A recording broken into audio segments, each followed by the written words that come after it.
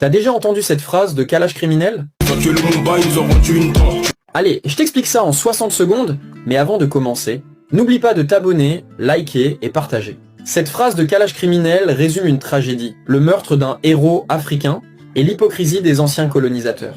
Le 30 juin 1960, la République démocratique du Congo devient officiellement indépendante après 80 ans de colonisation belge. Ce jour-là, tout le monde s'attend à une cérémonie calme.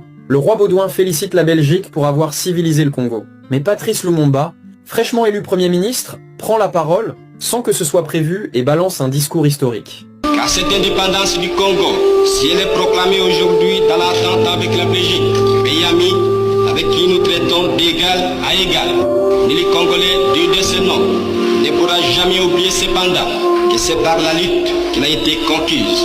Le discours choque le roi et les autorités belges. Lumumba veut réaffirmer la souveraineté du Congo, rendre le pouvoir aux Congolais et surtout mettre fin au pillage des ressources par la Belgique. Mais quelques jours après, l'armée congolaise se révolte contre les officiers belges restés au poste clé. Lumumba nomme des officiers noirs, dont un certain Joseph Désiré Mobutu, chef d'état-major.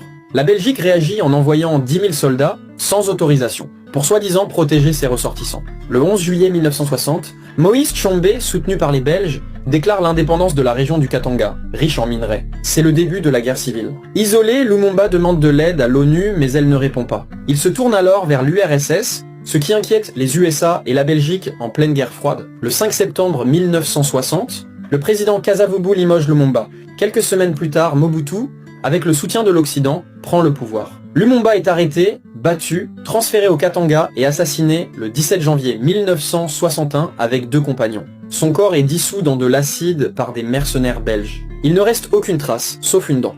Un policier belge garde une dent de Lumumba comme un trophée pendant des décennies. En 2022, sous pression de l'opinion publique et de la famille de Lumumba, la Belgique rend enfin cette dent lors d'une cérémonie officielle à Kinshasa. Et c'est là que Kalash criminel résume tout ça en une punchline glaciale. Un rappel que l'histoire coloniale ne se lave pas avec des excuses tardives. Patrice Lumumba est resté dans les mémoires comme étant un héros du peuple congolais et un symbole de liberté.